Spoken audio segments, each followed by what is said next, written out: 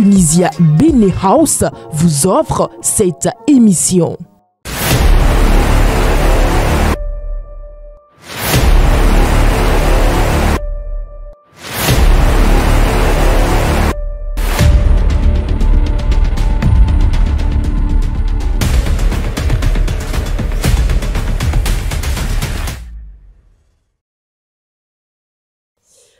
Agbono, le surnom est resté. Depuis sa réélection en 2021, le chef de l'État Patrice Talon est désigné ainsi par une partie du peuple béninois. Un mot fort aux accents royaux qui signifie littéralement le pilier inébranlable, symbole de force, d'autorité, mais aussi d'assurance. À quelques mois de la fin de ces 10 années de règne, ce surnom est-il encore mérité? A-t-il gouverné avec fermeté ou autoritarisme? Dans cette édition spéciale, mesdames et messieurs, nous faisons le bilan. Réforme majeure, méthode de gouvernance, perception populaire, héritage politique, que restera-t-il de l'ère Talon? Les acteurs politiques, les analystes, les citoyens témoignent, les chiffres parlent. 10 ans après Talon, mérite-t-il vraiment le surnom Agbono? Mesdames et messieurs, c'est ce que nous allons voir dans cette édition spéciale. Merci de rester avec nous. Vous avez un produit ou une marque à promouvoir, un événement à médiatiser, une annonce importante à faire diffuser pour le public béninois et même à l'international.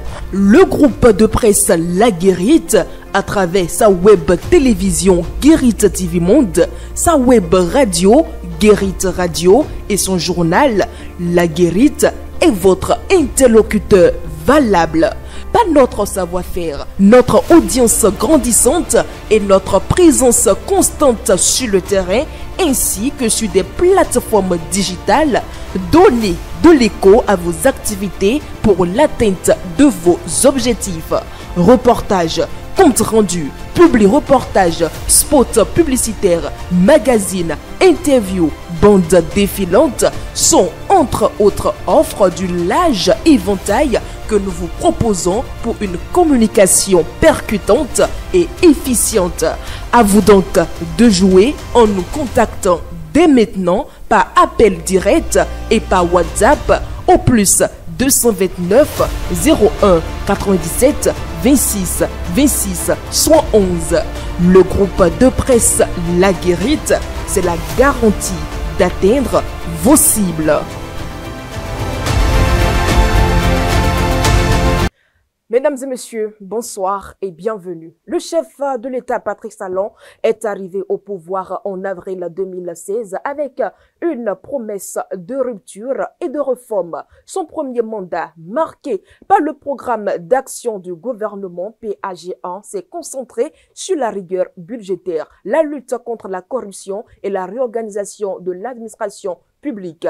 Il a engagé des réformes majeures dans la santé, l'éducation et la justice, tout en restructurant la scène politique à travers la réforme du système partisan. Mais son style ferme a suscité des tensions. Malgré les agitations, les manifestations, les tensions, les appels, le chef de l'État, Patrice Talon, est resté ferme et intransigeable aux revendications faites pour modifier les conditions de participation et les dispositions du code électoral avant l'organisation des législatives de 2019. La finalité, ces élections ont eu lieu sans l'opposition. En rompant sa promesse faite au peuple béninois au cours de son investiture en 2016, le chef de l'État, Patrice Talon, a affirmé à la veille de la présidentielle de 2021 vouloir briguer un second mandat à la magistrature suprême du pays. Il a réussi son coup KO avec 86% des voix au premier tour de la présidentielle du 11 avril 2021 selon les chiffres de la Commission électorale nationale autonome Sénat. Le chef de l'État, Patrice Talon, a été réélu à la tête du Bénin pour un second mandat de 5 ans. Le dimanche 23 mai 2021, un discours solennel empreint de vision, de projet, d'engagement a-t-il prononcé au stade Charles de Gaulle de Porto Novo. Mesdames et messieurs, je vous invite à suivre une petite séquence de ce discours qui témoigne d'ailleurs l'intérêt de cette édition spéciale. Notre engagement commun sera d'œuvrer à consolider la démocratie et les libertés, puis instaurer durablement la bonne gouvernance, gage de réalisation de toutes nos ambitions. Ainsi, notre autre devise ne devrait-elle pas désormais liberté, démocratie et bonne gouvernance?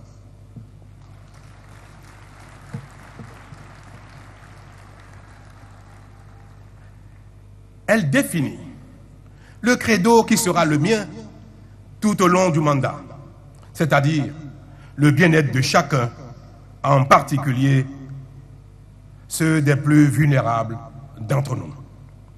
Ce mandat sera donc, mesdames et messieurs, hautement social.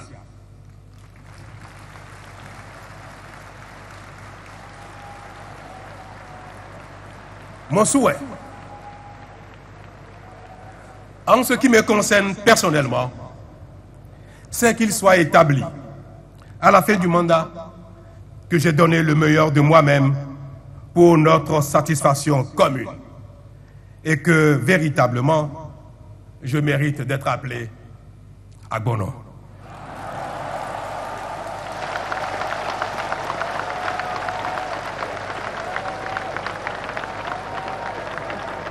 Puisse Dieu, les mânes de nos ancêtres, notre âme commune, l'âme du Bénin, m'accorder la lumière et le génie nécessaires pour réaliser cet objectif.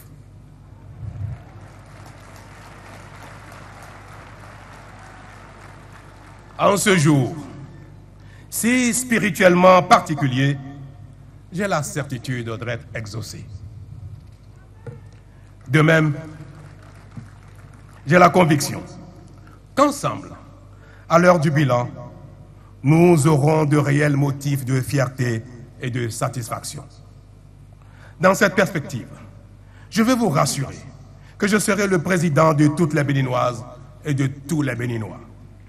À l'ère de la rupture, les secteurs comme les infrastructures routières, l'énergie électrique, l'eau potable, le numérique et autres ont connu des réformes majeures. Les communes sont en pleine métamorphose depuis 2016 et de milliers de chantiers sont ouverts à travers le pays. L'opposition, dans son rôle, s'est réunie au sein d'un cadre de concertation pour exprimer des préoccupations communes face à ce qu'ils perçoivent comme une dérive autoritaire. L'opposition met en lumière la situation précaire des Béninois, soulignant la souffrance dans les écoles, les marchés et les hôpitaux. En ligne à l'instant, Sylvain Azanko, analyste politique. Sylvain Azanko, bien le bonsoir. Bonsoir, madame.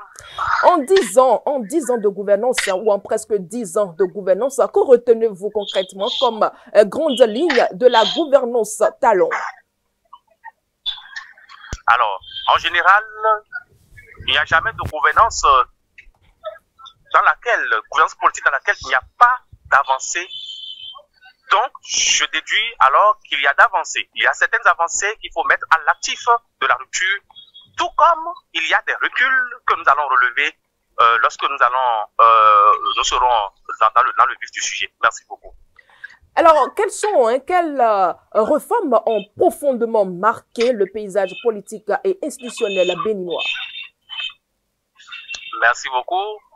Je ne veux pas dire, ce n'est pas une seule réforme. Il y a deux réformes qui Lesquelles? ont marqué l'histoire politique, je vais dire, du Bénin sous la rupture.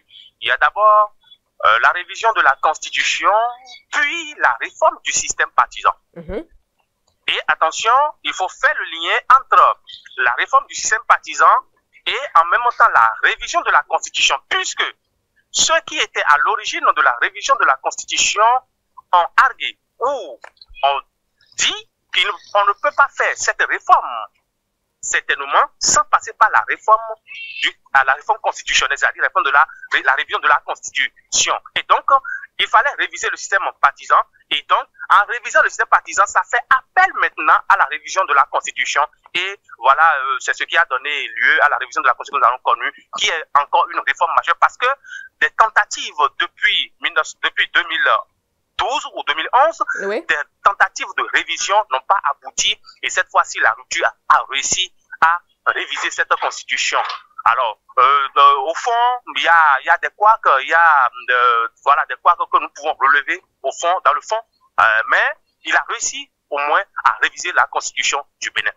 Alors, Et maintenant, la seconde réforme, c'est la réforme du système partisan où moi j'ai déjà écrit certains articles sur la réforme. J'ai déjà fait des communications sur la réforme pour relever les limites profondes de cette réforme. Et donc, c'est pas un débat qu'on va faire tout de suite. Oui. Là, je suis d'accord avec toucher vous. du doigt Oui. les limites de cette réforme. Je vois. Alors, que notez-vous quand même comme avancée dans la gouvernance de Talon et quels sont les points négatifs que vous notez? Merci beaucoup, madame. C'est une grande question. C'est une grande question, une grosse question, je vais dire. Allez-y quand même de façon brève, monsieur Azankpo. Oui. Donc, je disais tantôt que c'est une grosse question, une grande question. Et pour répondre à cette question, il faut poser des hypothèses. Oui. La première hypothèse, quelle est l'avancée dans le secteur ou bien le domaine social? Avancer dans le domaine économique, avancer dans le domaine politique qui coiffe les deux autres domaines. Faisons très attention. Ça dit quoi? Ces trois domaines, social, économique et politique, d'accord? Quand on prend les deux premiers domaines, à savoir le domaine social et le domaine économique, on ne peut pas réussir où les réformes qui ont lieu dans le secteur social et dans le secteur économique, ces réformes n'ont pas leur sens si la réforme politique ou bien des réformes politiques n'ont pas aussi été faites. Alors, la première des choses, au niveau social, je vais vous dire que l'avancée qu'on peut noter au niveau social, c'est que le gouvernement a essayé, d'aider nos frères, nos sœurs qui sont, ou bien nos sœurs, j'allais dire, nos sœurs qui sont au secondaire, en leur accordant une bourse. Je vais dire une bourse, c'est ce que je vais dire, parce que ces filles-là ne payent plus de contribution. Parce que je sache jusqu'en seconde, si ma mémoire est bonne, si j'ai les bonnes informations. Alors, de l'autre côté, il y a H que le gouvernement a eu à instaurer qui remplace Ramu du président, l'ex-président Yahi Boni. De l'autre côté aussi, il y a une réforme, c'est surtout le plan social, toujours, quand vous prenez l'université, ceux qui ont de bourse, aujourd'hui, la bourse, vous avez la bourse dès la terminale, pour entrer à l'université. À ce niveau, c'est vrai, il y a des choses qu'on peut reprocher. On peut reprocher à la réforme là, puisque quelqu'un qui a une bourse de la terminale et vient en première année et qui la paie, s'il la paie, il ne renouvelle pas ça, ça veut dire qu'il paie la bourse là, tout le reste, ou bien le reste de l'année, de son cursus qu'il aura fait. Alors, d'un autre côté aussi, toujours sur le plan social, il y a nos mères ou bien nos mamans qui désormais peuvent emprunter de l'argent, c'est-à-dire microfinance, allant jusqu'à un certain montant, 100 000 francs, je crois. Oui. Alors donc, c'est des avancées. C'est des avancées dans la gouvernance sociale. Et les points négatifs que vous notez? Je vais revenir sur les limites. Oui. Vous dites? Les points négatifs que vous notez? Alors, les points négatifs dans ce secteur, c'est que vous prenez aujourd'hui, je suis à Parakou, ou je suis à Cotonou, vous savez que ceux qui agissent sur le panier de la ménagère, ce sont les fonctionnaires. C'est-à-dire ceux ou les salariés, je vais dire en général, que ce soit du secteur privé, que ce soit du secteur public.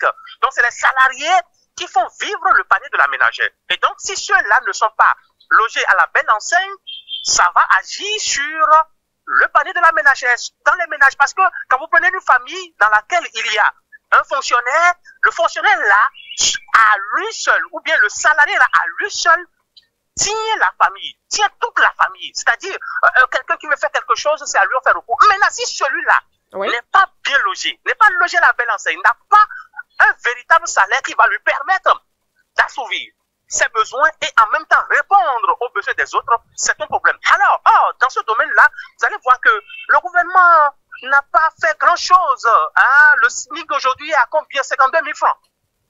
52 000 francs pour quelqu'un qui est à Cotonou, par exemple, s'il vous plaît. 52 000 francs. Et tenez-vous tranquille, ces 52 000 là, quand vous prenez ceux qui sont dans le secteur privé, il n'y a pas, je vais dire, une mesure pour contraindre ceux qui emploient dans le secteur privé, ceux qui emploient, d'accord, les employés pour pouvoir les aider à avoir au moins les 52 000 là. Mais il y a beaucoup aujourd'hui dans le secteur privé où les gens sont payés à 30 000 francs. Moins de 30 000 aussi, moins de 30 000 même, vous voyez non?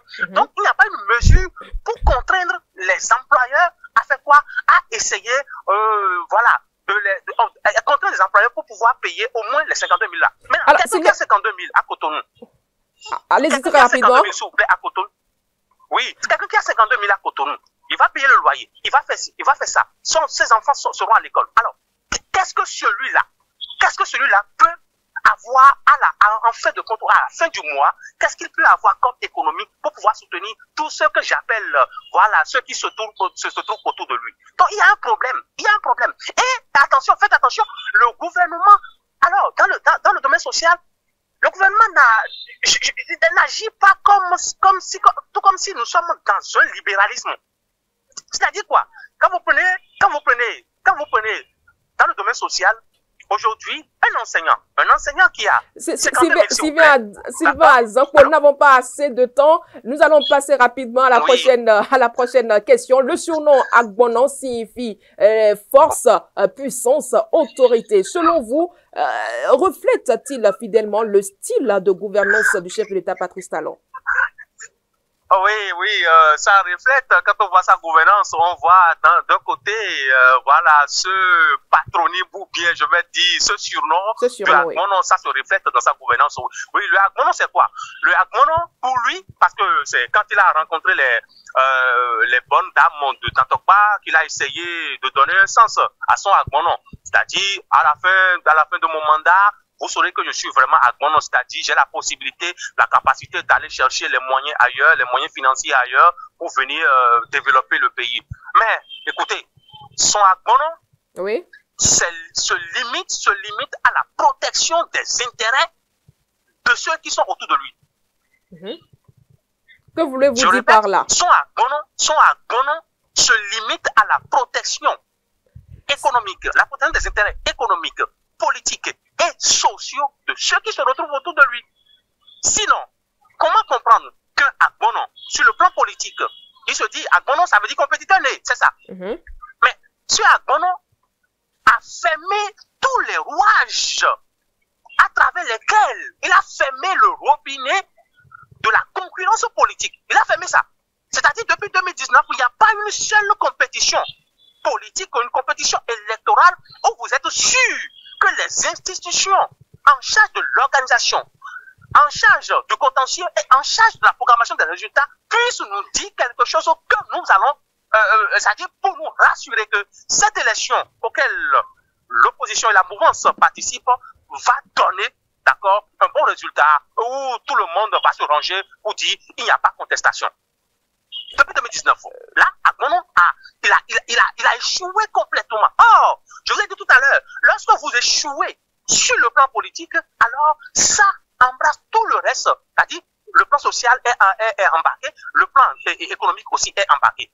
Agbonon, c'est toujours compétition au plan économique. Regardez aujourd'hui, quels sont ces opérateurs économiques qui ont émergé sous la rupture? S'il vous plaît, doigtez-moi un seul opérateur économique qui a pu émerger. Or, dans tous les pays du monde et toujours dans le système libéral, pour nous qui enseignons le libéralisme, dans le système libéral, ce sont les individus qui deviennent riches. Et ce que Adam Smith appelle la main invisible va agir, va se répercuter sur l'État. C'est-à-dire quoi? C'est-à-dire que lorsque les individus ont la possibilité de se faire de l'argent, d'être des fortunés, l'État en retour en profite de ces fortunes de ces individus. Or, qu'est-ce que nous voyons ici? Ici, l'État est tout puissant. Vous ne pouvez pas avoir, sur le plan économique, vous pouvez avoir un procès aujourd'hui avec avec l'État béninois et être sûr de gagner. Si vous êtes opérateur, même si vous avez raison. Ça, c'est un système bancal. C'est un système bancal qui n'a même pas de sens. Ça n'a pas de sens. Alors, donc, je disais tantôt, Assou Agbono a échoué encore sur le plan économique. Parce qu'il n'y a pas de compétition. La compétition n'y est plus. Alors, Sylvain Azankpo, oui. peut-on oui. gouverner avec efficacité sans incarner une figure forte comme Agbono au Bénin? C'est deux choses différentes, madame. On peut imprimer la rigueur dans la gouvernance sans faire mal à ceux qui ne parlent pas le même langage. C'est là la différence. Dans le cas du Bénin, dans le cas de la rupture. Allez lire, des gens écrivent en économie, en politique et autres, des gens écrivent des articles, nous lisons. C'est-à-dire quoi? C'est-à-dire que ce n'est pas parce que vous implémentez la rigueur que cette rigueur va vous amener à chasser ou bien à écarter ceux qui doivent être des concurrents pour vous. Le président de la République lui-même est allé jusqu'à nous dire en 2018, je crois, ou en 2017, il nous a dit que lui, c'est pas parce qu'il est devenu président qu'il va laisser ses affaires tomber. Alors, les conséquences, nous voyons que les conséquences, c'est que ce sont ceux qui, c'est le clan qui l'entoure, qui est aujourd'hui, d'accord, voilà, qui est logé à la belle enseigne que je vais dire tout coup comme ça. Donc, la rigueur est différente de l'écart. Implémenter la rigueur dans une gouvernance, on ne veut pas dire qu'il faut écarter les autres. Non, les principes sont égaux. Les principes sont les mêmes pour tout le monde. Alors, dites-nous quelle image laissera-t-il au peuple béninois à la fin de son mandat? Attention, il va laisser, je vais dire, il peut soigner son image pour le reste du temps, mais si jamais on continue comme ça, s'il vous plaît, il va laisser une très mauvaise image au peuple béninois qui, au début de son mandat, avait voulu ou bien lui-même avait estimé que le peuple va le porter en triomphe. Mais si jamais ça continue comme ça, je vous assure tout, le président Patrice Talon sera le pire des présidents que le Bénin n'aurait pas connu. Ce n'est pas parce qu'il a mal fait, mais parce qu'il a donné l'impression que tout ce qu'il fait, il le fait pour lui-même, pour son clan, et ce n'est pas le peuple qui est sorti gagnant. Et qu'en est-il de l'héritage politique? Vous dites? Qu'en est-il de l'héritage politique? À son héritage politique, j'attends ceux qui vont assumer cet héritage politique. Parce que quand vous laissez un héritage, il y a des héritiers. Vous savez ça? Oui. Quand vous laissez un héritage, il y a des héritiers. Alors, on attend ceux qui sont prêts à assumer. N'oublions pas que nous avons des types de politiciens au Bénin où, lorsque vous êtes à la fin d'un mandat, ou bien vous finissez votre mandat, on vous renie tout de suite. L'histoire nous renseigne. Regardez, les Barthélémy Kassa aujourd'hui, qui est deuxième vice-président de l'Assemblée nationale, ou bien premier vice-président de l'Assemblée nationale, regardez ce qu'il a été pour le président Boni Yahi. Si Yahi va à gauche, on ira à gauche. Yahi va à droite, on ira à droite. Ce même Barthélémy Kassa aujourd'hui vomit suit Boni Yahi. Ce n'est que le jeu politique. Ce n'est que le jeu politique, Sylvain Azankpo. Oui. C'est l'homme politique béninois qui est comme ça. C'est l'éducation politique que les hommes politiques ont béni ça.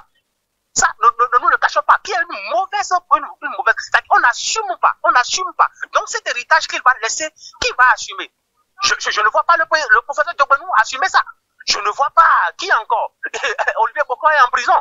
Qui va assumer? C'est Wadaï qui va assumer. Wadaï n'a pas la carapace pour gérer le Bénin. Le Bénin n'est pas comme les autres peuples. Je vous assure, les gens seront en train de manger avec vous, ils vont boire avec vous, mais ce sont les mêmes qui vont se regarder la traque aujourd'hui contre les cyberactivistes.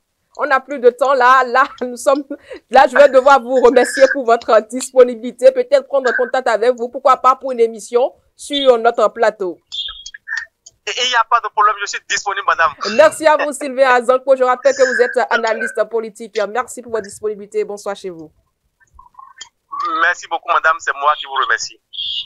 Le chef de l'État est pratiquement à la fin de son second et dernier mandat. Mesdames et messieurs, mérite-t-il concrètement et véritablement le surnom Agbono? La question est posée directement à Isaac Adjahi, membre du parti Bloc républicain. Isaac Adjahi, bien le bonsoir. Bonsoir madame, bonsoir amis internautes, bonsoir Béninois.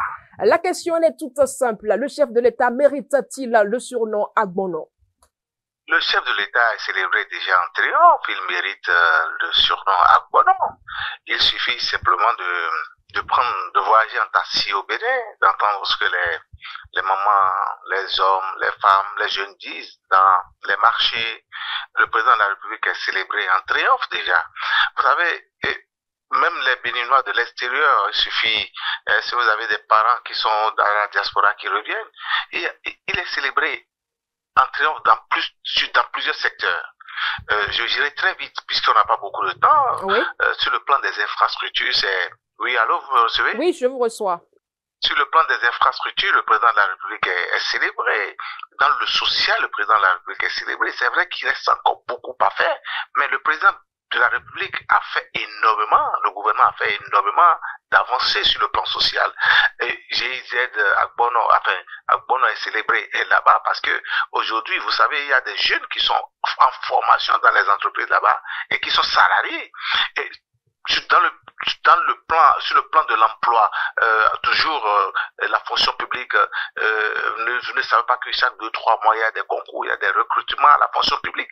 Il y a énormément de mécanismes qui sont mis en place, la PSIE, oui. L'Agence nationale pour l'emploi, etc., etc. Maintenant, nos femmes, effectivement, nos mamans ont trouvé des cadres de travail, les marchés qui sont bien construits pour assainir pour eux. Sur le plan sanitaire, dans l'agriculture, il y a eu beaucoup de réformes. Le numérique aujourd'hui, là, ça a facilité la vie des citoyens. Vous comprenez, si on doit faire la liste, on n'en finira pas aujourd'hui. Le président de la République a réussi son mandat. Ah bon, bravo. Mais l'opposition a souvent dénoncé une dérive autoritaire. Ce surnom ne renforce-t-il pas cette perception? C'est une opposition en perte de repère. Vous savez, cette opposition n'existe que de nom. Cette opposition n'a pas de projet. Cette opposition n'a pas de programme. Cette opposition n'a pas d'alternative par rapport à ce qu'elle dénonce. Vous comprenez, quand on est avec des concitoyens qui fonctionnent de cette nature, qu'est-ce qu'on peut pour eux? On ne peut que prier que Dieu puisse venir à leur secours, qu'il leur donne la science, l'intelligence pour pouvoir travailler effectivement pour le Bénin. Parce qu'aujourd'hui, les ennemis du Bénin, ce sont ceux-là qui ne peuvent pas faire de propositions concrètes. C'est ceux-là qui ne peuvent pas contribuer à l'épanouissement social, à l'épanouissement du Bénin, quelle que soit la forme que c'est. Cette opposition existe à l'Assemblée nationale. Cette opposition est dans les commissions. Cette opposition vient en plénière, fait des contributions par rapport aux amendements des textes qui doivent être votés. Cette opposition, pour finir, après avoir fait tout ce parcours, vote contre. Qu'est-ce que vous voulez qu'on dise de cette opposition si ce n'est que des gens de très mauvaise foi? Mais les Béninois, heureusement, ont compris qu'ils sont en face d'eux. Et 2026, nous allons pouvoir voir ce que les Béninois feront d'eux. Pour terminer, Isaac Adjahi, en Afrique et particulièrement au Bénin, peut-on gouverner avec efficacité sans incarner une figure forte comme celle de Agbono?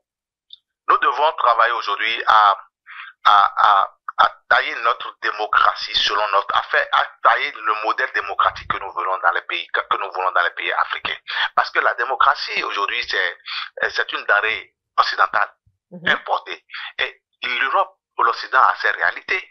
L'Occident a ses réalités. Nous avons nos réalités. Nous devons l'adapter aujourd'hui, quel que soit le pays africain dans lequel nous sommes, par rapport à nos réalités socioculturelles, morales, éthiques, etc., etc.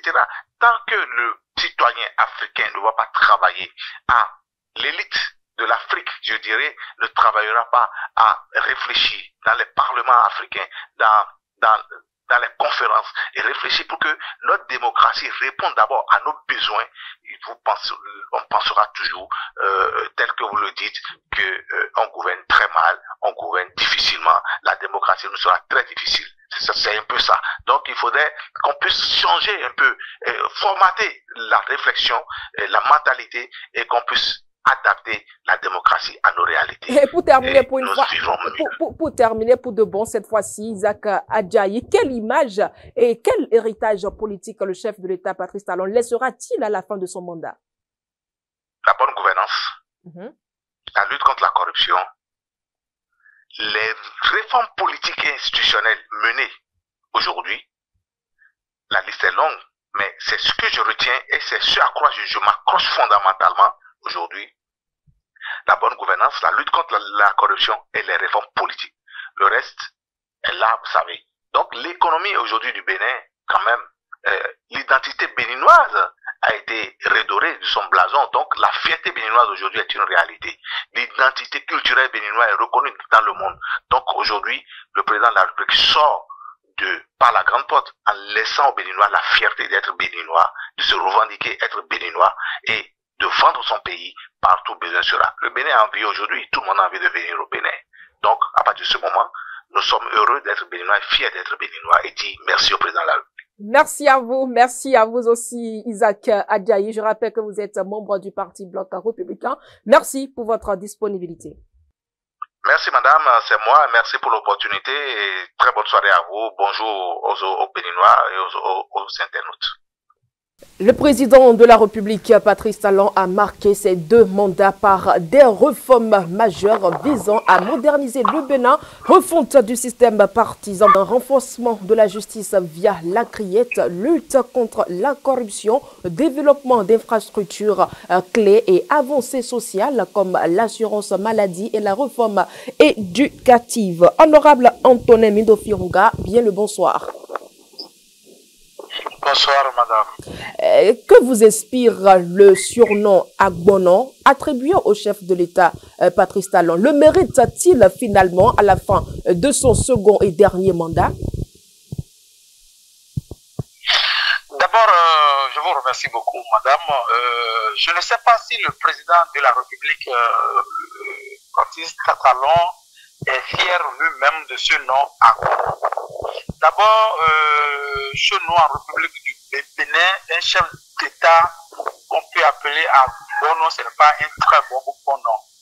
Pour nous, au Bénin, les chefs de l'État sont souvent les serviteurs du peuple. Et je pense que c'est ce qu'a été Mathieu Kérékou, ce qu'a été Nicéphore Dieudonné Soglo, ce qu'a été Yahi Boni. Parce que quand on dit Agbonon, c'est un tout-puissant. Je pense que nous n'avons pas besoin d'un président tout-puissant. Pour revenir à votre préoccupation en disant que est-ce qu'il mérite ce nom aujourd'hui, oui. Je pense que oui et non. Oui, parce que aujourd'hui nous voyons comment les institutions sont maîtrisées. Nous voyons comment le peuple béninois est maîtrisé. Nous constatons comment les syndicats sont maîtrisés. Donc de ce point de vue, nous pouvons dire clairement que le président Patrice Talon aujourd'hui est un Agbonon parce que il a tout fait pour casser les grèves, il a tout fait pour pouvoir reléguer au second rang la liberté du peuple.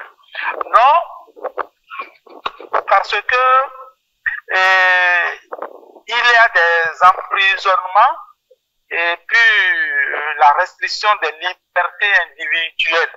Donc tout ça aujourd'hui, c'est critique pour notre pays. Si c'est ça que vous appelez Agbonon, c'est tristement oui. Voilà ce que je peux dire. Tristement, oui. Alors, voulez-vous dire par là que c'est son autoritarisme et non son génie de gouvernance qui fait de lui un Agbonon? Mais écoutez, génie de gouvernance qui envoie les jeunes en prison.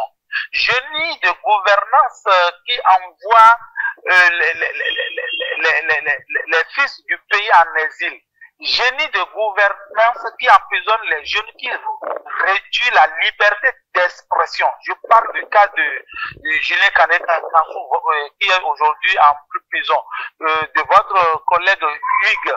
Mais il envoie, aucun citoyen n'est en prison sans aucun chef d'accusation. Mais les chefs d'accusation, on peut les créer à tout moment. Hein. Vous savez très bien qu'aujourd'hui, le peuple béninois ne fait plus confiance à sa justice. Donc aujourd'hui, on peut créer les chefs d'accusation, on peut tout créer pour pouvoir réduire la liberté de quelqu'un. Et aujourd'hui, si je prends au niveau de Julien Kansou aujourd'hui, jusqu'à la date d'aujourd'hui, on ne connaît pas les plaignants. Même au niveau de Hugues aussi, est-ce qu'on connaît aujourd'hui les plaignants? Donc c'est cette situation-là qui nous inquiète aujourd'hui. Et c'est pourquoi je dis à mon nom, si c'est pour dominer le peuple, oui. Mais non, parce qu'un chef d'État n'a pas besoin d'être à mon nom en République du Bénin. Je reprends la question pour vous très rapidement, honorable. Pourra-t-il être porté en triomphe à l'issue de son mandat comme il l'a voulu? Non, madame, je ne sais pas. À quel régime au Bénin depuis 1996 que vous avez constaté, vous avez vu des exilés politiques? Non. À quel régime depuis 1996 vous avez vu les prisonniers politiques? Non. Mais un chef d'État, lors de son mandat, où nous avons connu des prisonniers politiques, les exilés politiques, les gens qu'on va chercher à l'étranger, les ramener au pays, mais comment vous voulez qu'on le prenne en triomphe dès la fin de son mandat? Moi, je ne pense pas. Et vous-même, en toute honnêteté, vous ne pouvez pas être fier de ces deux mandats. Ça, c'est pas vrai. Donc aujourd'hui, c'est critique. Son mandat, aujourd'hui, c'est triste. Et nous, élus, peuple béninois, nous sommes vraiment inquiets. Voilà. N'est-ce pas sa fermeté, son intransigeance face à vos doléances qui amènent parfois certains citoyens à le qualifier de Agbono? Non, mais je pense que la réalité est là, madame. Et vous pouvez constater en ces mois que la situation aujourd'hui en République du Bénin est critique. Est-ce que vous voyez? Les gens ont peur aujourd'hui. Les gens n'ont plus la capacité de s'exprimer librement aujourd'hui. Les gens n'ont pas la possibilité de critiquer un chef d'État. Sur le code numérique aujourd'hui, vous-même en tant que journaliste, vous-même en tant qu'animateur, vous n'êtes plus libre donc d'exercer vraiment votre métier. Donc voilà la situation que nous vivons en République du Bénin. Merci à vous, honorable Antonin Midofi Hunga, et très bonne soirée à vous. De l'éducation passant par les infrastructures à la politique, des réformes notables ont été opérées au Bénin depuis l'avènement de la rupture. Des résultats visibles mais parsemés de douleurs, de plaintes, de revendications par les propriétaires délocalisés, les acteurs politiques qui crient l'exclusion et une démocratie en sursis. Il s'agit bien de l'opposition. Est-ce son intransigeance, son autoritarisme ou sa capacité à réussir là où d'autres semblent avoir échoué qui fait de lui Agbono, mesdames et messieurs en ligne, honorable Amon Gansé, député du parti Bloc républicain. Amon Gansé, bien le bonsoir. Bonsoir, madame. Le chef de l'État, Patrice Talon, a souvent été surnommé Agbono. Est-ce par admiration ou comment expliquez-vous et qu'est-ce qui fait de lui un Agbono? Ça fait beaucoup de questions pour vous seul. Merci beaucoup, madame. D'abord, je voudrais vous remercier pour l'attention et je voudrais déjà vous dire que vous avez déjà tout dit dans votre annonce. Agbono, bon, moi je pense que quelque part le chef de l'État même s'était sous-estimé en se surnommant Agbono. Pourquoi? Parce que selon moi et selon tous les Béninois d'ailleurs, ce monsieur dépasse Agbono. Moi je dirais plutôt que le président Patrice Talon est carrément un monument, un esprit, pour ne pas dire un trésor pour le Bénin. Puisque vous n'êtes pas sans savoir que l'homme a réussi là où tous ses prédécesseurs avaient échoué. On ne peut pas dire que les anciens présidents n'avaient pas d'ambition, mais très tôt, ces ambitions étaient étouffées par les caprices des politiciens, par les caprices des syndicalistes et par les caprices donc des acteurs qui ne veulent pas donc le développement donc du pays. Et par le passé, les gens étaient prêts donc à sacrifier donc le pays, c'est-à-dire à détruire le pays au profit donc de leur poche. Et donc, l'esprit vivant, je voudrais dire le trésor du Bénin, le trésor caché que le Bénin nous a révélé, est venu mettre fin à tout ça là. D'abord, dans un premier temps, il a réussi à assainir le milieu politique, parce que c'est ce milieu qui a toujours freiné l'élan donc de ses prédécesseurs. Il a réussi à assainir le milieu politique avec des lois, avec des dispositions légales qui aujourd'hui obligent les uns et les autres à rester dans leur couloir. C'est-à-dire que si vous êtes parti politique, vous devez être parti politique et non micro-parti, parti de village, parti de quartier, parti de famille. Un parti politique doit pouvoir avoir un ancrage national. Il a réussi au moins à faire ça et c'est d'abord par là que la discipline a commencé parce que ça renvoie les uns les autres à respecter la discipline du groupe. Et donc, c'est ça d'abord c'est d'ailleurs ça qui lui a permis donc de travailler véritablement pour le Bénin parce que lorsque vous voulez travailler, votre premier obstacle, c'est d'abord les politiciens.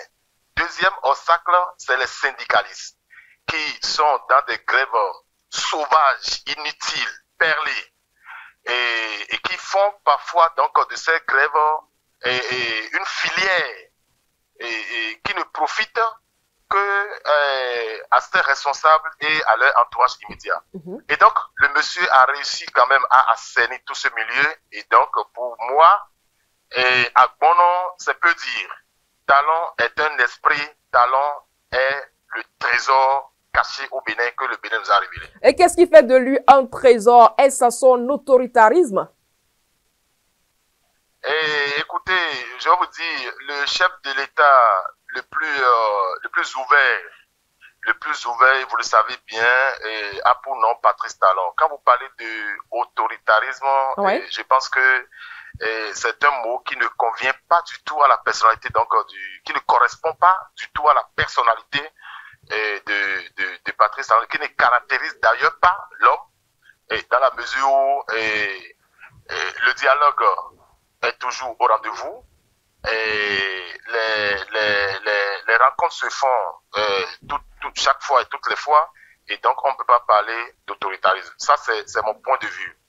Et mieux, parce qu'il a réussi à assainir le milieu politique, il a réussi à assainir le milieu syndical, au moins, ça lui a permis quand même de déposer au Bénin des infrastructures dignes du nom. J'en veux pour preuve. La corniche est de Cotonou est devenue une réalité. La cité ministérielle, une réalité à Cotonou. Le boulevard de la Marina, une réalité à Cotonou. La fusion de la police et de la gendarmerie, une réalité. Et beaucoup de choses, la fin des grèves sauvages, les logements sociaux sont devenus quand même une réalité. Vous n'êtes pas sans savoir que des présidents avait nourri ses ambitions, notamment l'ambition relative à la construction donc, des logements sociaux. Mais très tôt, ça a été étouffé. Et si vous allez par exemple à Lokossa, vous allez voir les éléphants blancs. Et à Lokossa, les éléphants blancs, et donc issus donc, de la construction des logements sociaux, c'est à Lokossa, c'est un peu partout et au Bénin. Et donc, c'est le président Patrice Talon qui est venu montrer à tout le peuple béninois et notamment à la jeunesse que la parole politique peut être respectée. Alors, je ne sais pas si vous l'avez déjà évoqué, mais je la pose quand même. Près de 10 ans après, honorable Armand Gansé, quel est selon vous le plus grand mérite de ce régime? Le plus grand mérite de ce régime, selon moi, c'est d'abord la construction des routes. C'est la construction des routes, c'est la construction des infrastructures sanitaires. D'autres vous diront, c'est les réformes au niveau donc de l'éducation parce que, permettez-moi de vous le dire, oui. Toute action permettant à l'amélioration de la vie quotidienne des citoyens est un acte social et aussi lutte contre la cherté de la vie. Et donc, le goudron est un facteur essentiel de lutte contre la cherté de la vie. Voilà. D'autres vous diront, honorable, d'autres vous diront quand même que ses prédécesseurs ont quand même eu à construire des routes. On peut mesurer les kilomètres, on peut mesurer, on peut évaluer.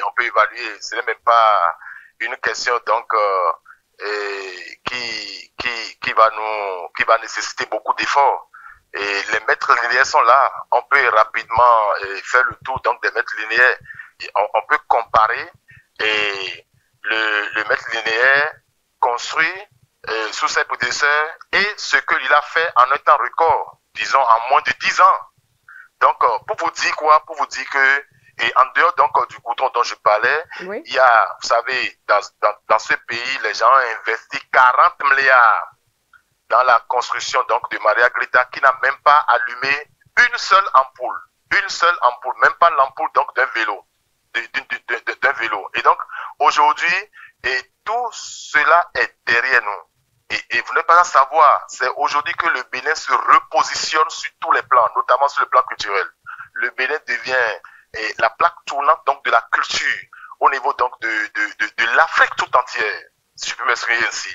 Et tout ceci, on le doit au génie du président Patrice Talon. C'est d'ailleurs pour ça que je dis, ce qu'il a fait et qui a fait tache d'huile dans l'histoire même du Bénin, c'est le fait qu'il a pu réussir à assainir le milieu politique. Parce que le milieu qui freine l'élan de développement qui caractérise souvent les gouvernants, c'est le milieu politique. Alors, honorable Armand Gansé, il y a trop de chantage. Honorable, il faut être un hypocrite, il faut être quelqu'un champion, il faut être un champion dans les coups bas, il faut être quelqu'un qui s'est menti sur le compte des autres pour pouvoir connaître la promotion en politique. Alors, que répondez-vous, honorable, que répondez-vous à ceux qui estiment que le pouvoir s'est durci et centralisé sous la rupture? Et écoutez, vous savez, tout est dynamique. Oui. Et le monde même est dynamique. Donc, Oui. tous ceux qui disent que le pouvoir est difficile sous la rupture, honorable Armand Gansé, la question c'était ceci. La question c'était de savoir, que répondez-vous à ceux qui estiment que le pouvoir s'est durci et centralisé? Et vous savez, ceux-là qui le disent, d'abord je les constate ça parce que nous sommes dans une démocratie et chacun a sa manière de voir les choses. Et donc je ne condamne personne, chacun a sa manière de voir les choses, mais de façon générale, de façon globale, vous devez convenir avec moi que au Bénin aujourd'hui, nous vivons mieux.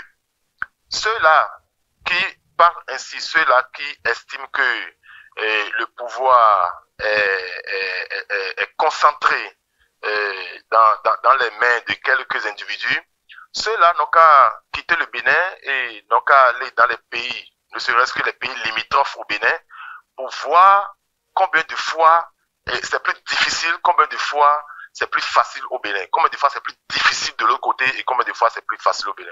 Le pouvoir fait des efforts, le pouvoir fait beaucoup d'efforts, notamment le gouvernement du Talon fait beaucoup d'efforts. Mais il faut déjà saluer que chaque travailleur a son salaire. Déjà, juste à côté, les gens travaillent mais n'ont pas de salaire. C'est pas moi qui vais le dire. Vous en savez mieux que moi. Et donc, aujourd'hui, si nous devons parler de façon franche, si nous devons être béninois, pour ne pas être, disons, sournois ou hypocrites, nous devons quand même saluer les efforts du gouvernement de son Excellence, Monsieur le Président Patrice Talon, parce que c'est sous Talon que nous avons vu, le Bénin a connu beaucoup de choses. Écoutez, regardez un peu la construction de l'hôpital de Calavi, l'hôpital chic de Calavi. Hein? Et aujourd'hui, cet hôpital a la capacité donc d'accueillir tous les patients même de l'Afrique. Mais c'est vrai, hein, honorable Armand Gansé, c'est vrai que vous n'êtes pas le porte-parole du gouvernement, vous êtes quand même de la mouvance. Que prépare alors concrètement le président Patrice Talon pour assurer une transition apaisée? Est-ce qu'on va parler de transition aujourd'hui? Pourquoi vous parlez de transition? C'est des mots que moi je n'aime pas trop qu'on utilise parce que quand on parle de transition, c'est tout comme s'il y a une crise et puis après il y aura transition. Il n'y aura pas de transition. Et le président Talon prépare très bien la continuité parce que vous savez, aujourd'hui, c'est un système qui est déposé au Bénin. Le système Talon, c'est comme l'ANC en Afrique du Sud. Et donc, aujourd'hui, c'est le système là qui continue. Le système continue parce que le Bénin ne va plus jamais revivre, disons, les incohérences du passé. Le Bénin ne va plus jamais revivre la gestion hasardeuses, truffées donc de complaisance et de chantage, le Bénin ne va plus jamais revivre ça. Et donc, aujourd'hui, le Bénin a pris un élan et cet élan doit continuer. Alors, donc, pour conclure, il n'y a pas de transition, il n'y a pas de transition, il n'y a que de la continuité. Pour conclure, honorable Armand Goncé, c'est vrai que vous l'avez dit, vous avez eu à le dire, hein, le chef de l'État est presque à la fin de son second et dernier mandat, alors il mérite bel et bien le surnom Agbono. Et justement, comme je l'ai dit tantôt, il mérite bien le surnom Agbono Trésor Esprit. Merci à vous, honorable Armand Goncé. Je rappelle que vous êtes député du Bloc républicain. Très bonne soirée à vous et portez-vous bien. Merci beaucoup, merci à vous. Avant 2016, mesdames et messieurs, le secteur éducatif béninois était souvent perturbé par des grèves compromettant la régularité des années scolaires et les résultats de fin d'année. Avec des années scolaires réduites à 5 mois au lieu de 9, les élèves étaient souvent livrés à eux-mêmes et l'école publique perdait de sa crédibilité. C'est alors qu'une réforme majeure entreprise en 2016 visant à encadrer le droit de grève a permis de stabiliser le système éducatif. Selon des chiffres donnés par le ministre des Enseignements maternels et primaires, Salimane Karimou, en 2024, les cantines scolaires permettent à 1,3 million d'enfants de bénéficier quotidiennement d'un repas chaud. En ligne, à présent, professeur Thierry Dovonon. Professeur Thierry Dovonon, bonsoir. Vous êtes également le secrétaire général du SINAPEC. Bénin, l'impossible sous d'autres cieux a-t-il été fait sous la rupture pour qu'on le qualifie ou bien pour qu'on le surnomme Agbono? Bon, je pense qu'avec le secteur de l'éducation, oui, et Agbono n'a rien à voir avec ce qui se passe dans le secteur de l'éducation. Okay. Et nous, on ne sait pas pourquoi on l'appelle Agbono d'ailleurs. On ne sait pas. Bon, peut-être que comme il est un peu riche, et dans nos familles, les riches, les douaniers et autres, là, on les appelle Agbono. Il y a mis donné Agbono, mais il a tout le monde mondial, et le président même le dit. Quand celui qui est riche ne vient pas pour une cérémonie, on l'attend toujours. Même les vieux de 80 ans l'appellent Foufou. Donc, ça n'a rien à voir avec le secteur de l'éducation. Alors, vous n'êtes donc pas en mesure d'appeler le chef de l'État Agbono? Non, c'est le président de la République. Il n'est pas, en fait, son nom n'est pas Agbono, c'est le président, son excellence, M. Patrice Talon, point. Non, c'est un surnom qui lui a été donné, c'est un surnom. Donc, il était Agbono sur le plan avant péjoratif. Moi, je l'appelle péjoratif, parce que toute personne riche dans nos familles, on l'appelle Agbono. Il a mis donné Agbono, mais c'est tout.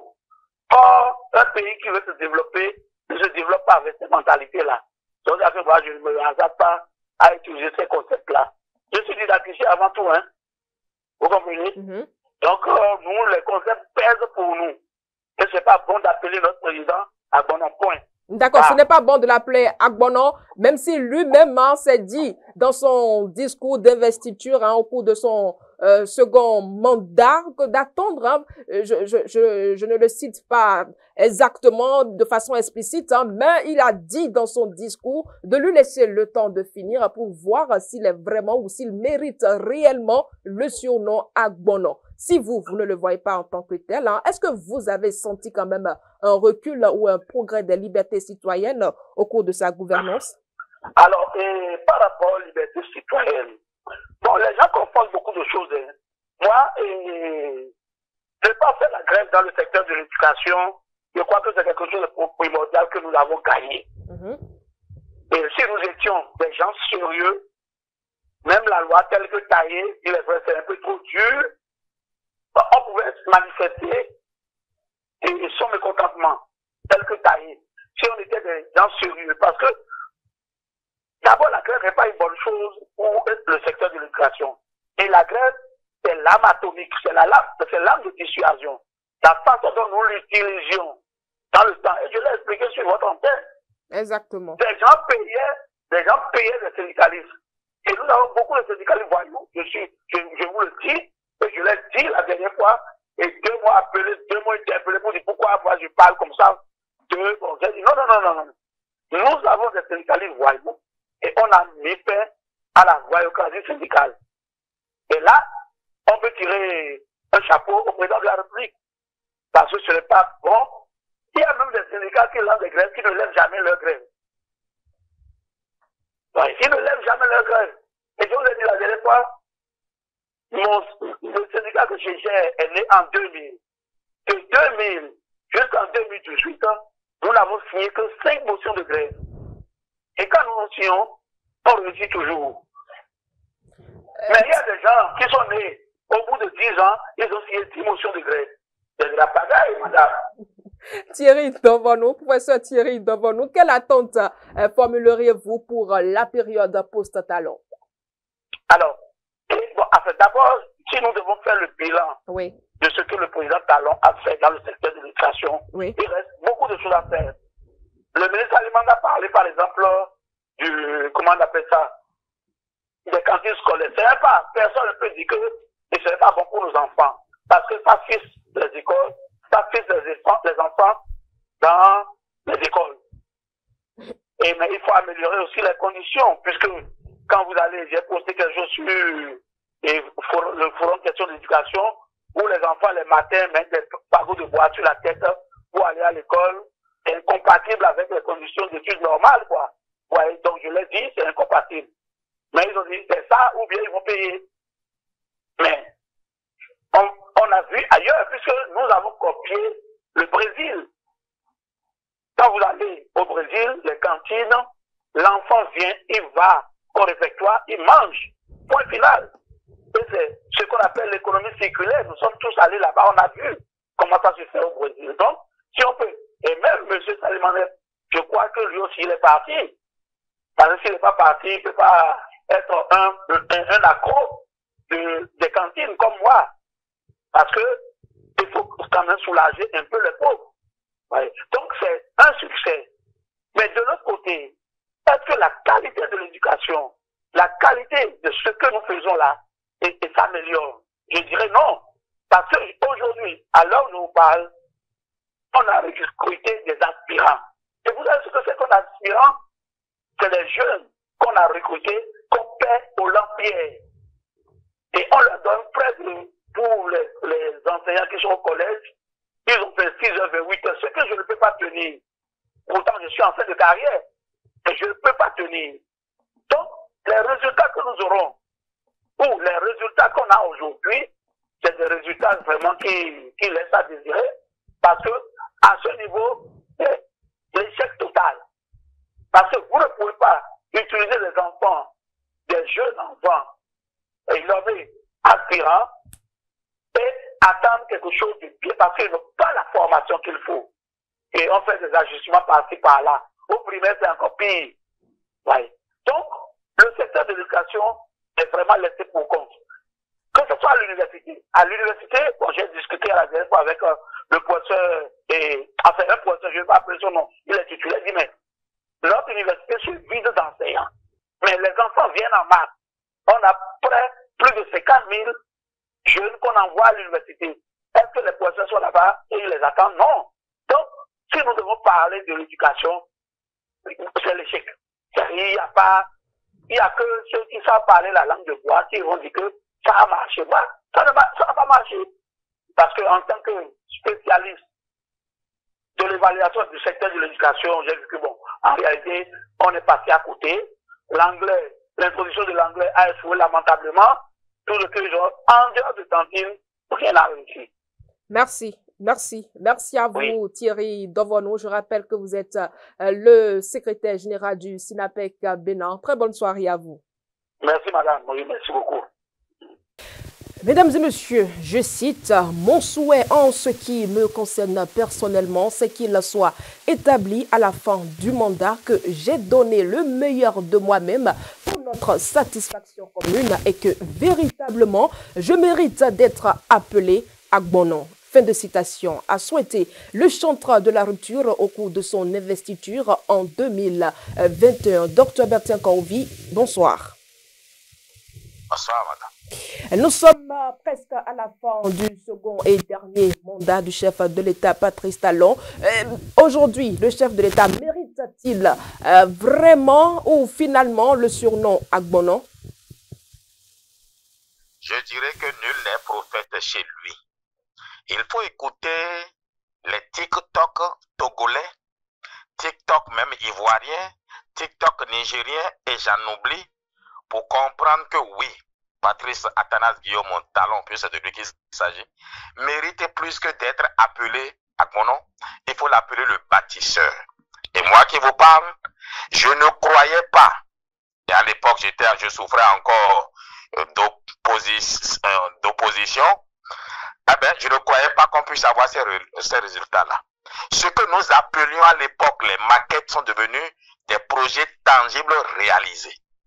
Je vais vous citer quelques projets visibles, et après on parlera des projets immatériels. Ben, vous prenez le goudron aujourd'hui, la route au Bénin. Le Bénin, nouvelle route tracée et ancienne route reprofilée, on est à 3000 km. Et l'épaisseur, et je l'ai mesuré moi-même quand je suis allé à INA le 12 juillet passé, j'ai mesuré. Vous avez 15 cm car ce n'est pas 16 cm à d'autres endroits d'épaisseur. Posez la question aux transporteurs. Ils vous diront qu'ils n'ont plus de problèmes de suspension tout le temps comme dans un passé récent. Ça c'est un. Donc la route. Quand vous laissez la route, vous prenez l'électricité. C'est vrai, vous allez continuer de me dire qu'on a des coupures. Je vous le concède. Mais les raisons des coupures ne sont plus les mêmes. Le Bénin, quand Talon venait au pouvoir en 2016, ben, produisait 0 mégawatt. On importait tout. Aujourd'hui, nous produisons nous-mêmes 150 mégawatts d'électricité. C'est un progrès. Je vais prendre l'eau. Ceux qui sont des collines savent bien que Glazoué était connu pour les bidons jaunes. Aujourd'hui, il n'y a plus de bidons jaunes qu'on met sur la tête. Nos mamans se reposent en le temps de chauffer, afin d'honorer leur couple entre 4h et 5h. Ce n'était pas possible dans un passé récent. Et les couples sont apaisés parce que les heures de 4h et 5h, bon, vous avez compris. Docteur aujourd'hui, qu'est-ce qui fait de lui un Agbono? Est-ce son autoritarisme ou sa capacité à réussir là où d'autres semblent avoir échoué? Les deux vont de pair. Un pouvoir sans autorité n'est pas un pouvoir. Et un pouvoir avec trop d'autorité n'est pas non plus un pouvoir. Et un pouvoir sans réussite n'en est pas un. Patrice Talon, eh ben, il jumule les deux. Il fait montre d'autorité parce que ce pays avait perdu l'autorité de l'État. Eh ben, il a réussi à reconstruire cette autorité-là, qui malheureusement commence par s'effilocher, et ce qui m'inquiète d'ailleurs. On en avait besoin, nous. Vous voyez? Aujourd'hui, quand quelqu'un volait l'argent public, il se dit, ah, c'est quand même Talon qui est au pouvoir. Hein. Tu entends, à crier, t'es là. Hein. Donc, nous avons commencé par craindre l'autorité de l'État, ce qui est une très bonne chose. Mais il y a le succès qu'on a aujourd'hui. Et ce succès n'a pas pu être obtenu sans justement l'autorité de l'État. Je dois concéder qu'il y a des collaborateurs, hélas, qui sont allés au-delà de la pensée du président et parfois on a d'abus d'autorité. Je vous le concède. Je vous donne un petit exemple. Un monsieur a été arrêté tout récemment, mais nous avons dénoncé cela. C'est entré dans l'oreille du chef de l'État qui a exigé qu'on le libère tout de suite. Donc oui, je vous concède que parfois il y a excès d'autorité, mais on ne peut pas en attribuer la faute au chef de l'État. À qui alors? Eh bien, aux Béninois qui sont parfois zélés, il faudrait faire la psychologie des êtres humains. Vous lui donnez une chicotte pour corriger un enfant, il prend un gourdin, il veut le tuer parce qu'il ne sait pas faire la mesure de l'autorité qu'on lui donne. C'est la faute à nous tous. D'accord. Docteur Bertin Corby, Talon restera-t-il dans l'histoire comme un bâtisseur ou un réformateur autoritaire? Oh, c'est pas bien grave. L'essentiel, il restera dans l'histoire comme un bâtisseur, comme un réformateur. Est-ce qu'il serait autoritaire? Le pouvoir va l'autorité. Ceux qui ont eu le pouvoir et qui n'ont pas utilisé l'autorité n'ont jamais atteint leur objectif. Madame, je vous dis une chose. votre propre enfant, si vous ne lui faites pas montre d'autorité à des moments donnés, mais vous en faites un prisonnier en puissance quand il va grandir. Parce que on a besoin d'autorité. Et le peuple, parfois, contrairement à ce que des anarchistes croient, le peuple a besoin de quelqu'un qui fait montre d'autorité. D'ailleurs, même dans le couple, quand la femme ne voit pas que son homme est capable d'autorité, il y a des femmes qui ont dit, mais il n'a pas d'autorité sur moi. Ben, vous connaissez mieux les femmes que moi. Je crois que si vous ne le savez pas, vous pouvez vous informer. Donc on a besoin d'autorité, même dans un couple. Là n'est pas, le sujet ne se trouve pas là. Mais quel chantier avez-vous trouvé les plus visibles et lesquels restent en attente? Alors, les chantiers les plus visibles sont les infrastructures de base et la connectivité, les routes. L'eau potable, on en a besoin. Dans l'énergie, et quand on dit énergie, on dit eau et électricité. Nous sommes en train de faire, nous avons fait des progrès énormes. L'éducation, on y travaille. Vous allez voir qu'aujourd'hui, il n'y a plus la pagaille où les enseignants, pour un oui et un non, vont en grève. Regardez les résultats que donnent nos enfants. Mais ce qui m'a le plus marqué, et ce sont les populations qui en parlent le mieux, c'est qu'il m'est revenu que pour le social, on transfère 14 600 francs aux jeunes filles. Et j'en suis là même à regretter de ne pas avoir de filles. On leur donne, et beaucoup de parents le regrettent au nord aujourd'hui. Ceux qui ont fait des filles reçoivent de l'argent pour soutenir leur éducation. C'est ça le social. Ça, c'est du social, ça. Maintenant, il y a d'autres chantiers. Je prends la dématérialisation et des actes qu'il faut. Je vous donne aussi un autre exemple. Mon garçon qui doit faire son passeport, en 24 heures, cela a été fait. 24 heures. D'abord, en ligne, il remplit les conditions, on dit 30 000, et on me dit si on le met pour dans 15 jours. J'appelle, croyant que mon influence peut intervenir, on me dit non, hein, il n'y a plus ça aujourd'hui. Tu payes le système VIP et tu l'as le lendemain. Et j'ai ajouté les 100 000 francs, et le lendemain, à 11 heures, il avait son passeport. Avant, tu donnais les 100 000, mais les 200 000 à un policier corrompu qui te sortait ça effectivement le lendemain. Mais ce n'était pas la caisse de l'État qui bénéficiait de cela. Ça, c'est extraordinaire. Mais votre acte de naissance, vous le retirez, enfin, c'est le casier judiciaire, vous le retirez en ligne. Les actes se font aujourd'hui en ligne. Maintenant, qu'est-ce qui n'a pas été réussi? On ne pourra pas faire tout ce bilan aujourd'hui. Mais d'aucuns estiment que l'autoritarisme ou le agbono du chef de l'État, Patrice Talon, se limite à la protection des siens et à l'exclusion de l'autre camp. Bon, écoutez, vous savez, l'opposition a toujours fait un procès en sorcellerie à ceux qui sont au pouvoir. Et moi, je reste corvien. Ceux qui sont au pouvoir, là, ils veulent toujours conserver le pouvoir et ils mettront toujours les bâtons dans les roues de ceux qui sont de l'autre côté. Et si l'opposition actuelle le découvre aujourd'hui, alors c'est que je leur dis bienvenue en politique. Eux-mêmes avaient fait ça hier. Écoutez, je n'aime pas parler de ce que d'autres ont fait, mais ça n'a pas changé. Ceux qui sont au pouvoir veulent conserver le pouvoir, ils comprennent même vous mettre les bâtons dans les roues. S'ils ne savent pas que c'est à eux de réfléchir, et bien pour contourner cela, que l'opposition réfléchisse et cesse de nous faire des procès absurdes. À la fin de son mandat, quel héritage et quelle image le chef de l'État laissera-t-il au peuple béninois pour finir? Un bâtisseur, un homme qui a le sens de l'État et le sens du pouvoir. Et il en a usé et même abusé parfois. Mais c'est ça quand vous comprenez ce que c'est que l'État. Un homme qui aura changé la figure du Bénin et marqué durant longtemps ce pays. J'espère que je serai son remplaçant pour que je puisse continuer ce qu'il a, c'est-à-dire faire des chenilles qu'il construit aujourd'hui, des papillons qui volent demain. Parce qu'il y a des manquements quand même que je vais relever. Les Béninois ne mangent pas 3 fois par jour. Ça, ne pas le reconnaître, c'est être myope. Pourtant, on ne peut pas manger 3 fois par jour aujourd'hui à l'étape où on est, parce qu'on est à l'étape du sacrifice. Il faut aménager, viabiliser les terres agricoles, ce qu'on n'a pas réussi à faire. Et Inch'Allah, nous le ferons pour qu'on mange 4 fois désormais. Nous n'avons plus du temps. Je vous remercie pour votre disponibilité, pour votre intervention. Oh, vous ne pouvez pas imaginer que combien je serais heureux de continuer ce débat. Parce que pour moi, c'est un plaisir de servir Guérite TV. Plaisir partagé. Mesdames et messieurs, bientôt la fin des 10 ans. Le chef de l'État, Patrice Talon, mérite-t-il finalement le surnom Agbonon? Suivons à présent l'avis de quelques citoyens.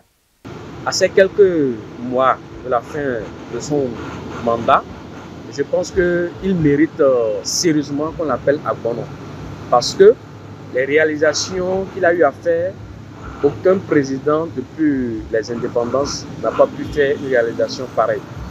Et pour moi, l'évaluation est positive avec une note de 19 sur 20. Parce que aujourd'hui, qu'on le veuille pas, si vous faisiez un sondage, que ce soit du nord au sud, de l'est à l'ouest, la jeunesse que nous représentons, les jeunes, vont vous parler du bien de ce président-là. Mais il n'y a toujours pas de bien sans mal. D'aucuns vous diront qu'ils ne sont pas d'accord de la gestion du président de la République, son Excellence, M. Patrice Athanase Guillaume Talon. Mais moi, je pense que c'est quelqu'un qui est en train d'œuvrer. Et il le fera jusqu'au dernier jour de son mandat au niveau de la tête de la République du Bénin. Et pourquoi ne pas l'appeler Agbonon? C'est un véritable Agbonon.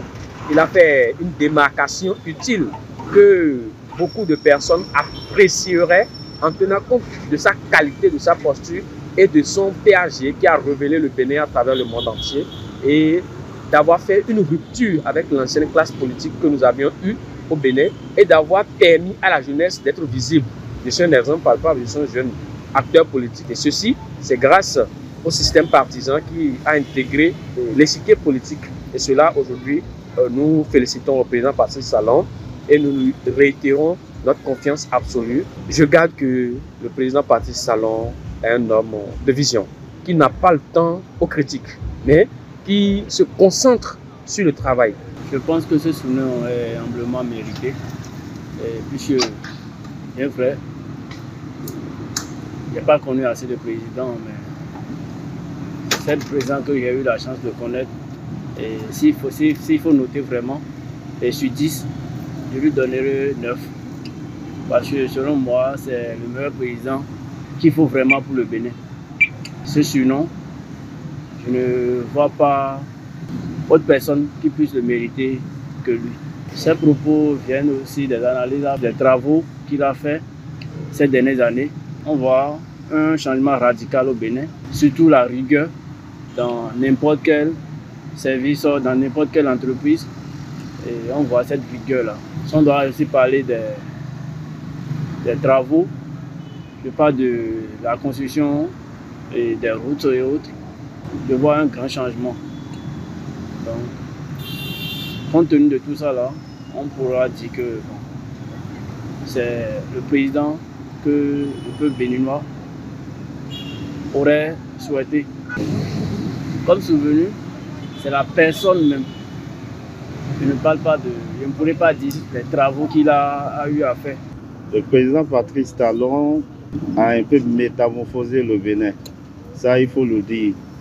Parce que lorsque vous voyagez de Molenville à Cotonou, vous allez constater que les infrastructures routières ont complètement changé. Et lorsque nous prenons par exemple la ville de Cotonou, il y a des zones où, quand vous allez aujourd'hui, si vous avez peut-être quitté le Bénin il y a de cela 10 ans, vous n'allez plus reconnaître ces endroits-là. Parce que, il faut le dire, Cotonou et ses environs sont en train de devenir un petit Paris, comme on le dit. Mis à part cela, je dirais aussi que dans le domaine sportif, la plupart des communes du Bénin ont bénéficié des stades modernes. Et tout ça là qui vont dans le sens de permettre aux jeunes athlètes de bénéficier quand même un tant soit peu des outils un peu modernes pour pouvoir quand même développer un peu les talents et vivre un peu ce que nous voyons un peu en Europe. Vous savez, on dit que quelqu'un est fort, selon moi, c'est que c'est quelqu'un dont un dirigeant dont la population bénéficie de tout à travers lui. et qui pense à tout le monde, au bien-être de tout le monde et qui permet quand même à tout un chacun de se trouver dans le système. Le président Patrice Talon a quand même fait de son mieux. Quoi qu'on dise, personne ne peut plaire à tout le monde à la fois. Bientôt 10 ans au pouvoir, une empreinte indéniable sur le Bénin. Si le surnom Agbonon traduit la force et la constance, chacun y met son interprétation. Pour les uns, un bâtisseur rigoureux et visionnaire. Pour d'autres, une figure autoritaire qui a réduit les espaces de liberté. Mais au-delà des mots, c'est l'histoire qui jugera. Une chose est sûre, mesdames et messieurs, le chef de l'État, Patrice Talon, aura marqué son époque. Reste à savoir si son modèle survivra à son départ. En attendant 2026, les regards se croisent, les opinions s'affrontent, mais le Bénin continue son chemin. Chers amis internautes, merci de nous avoir suivis et bonsoir chez vous.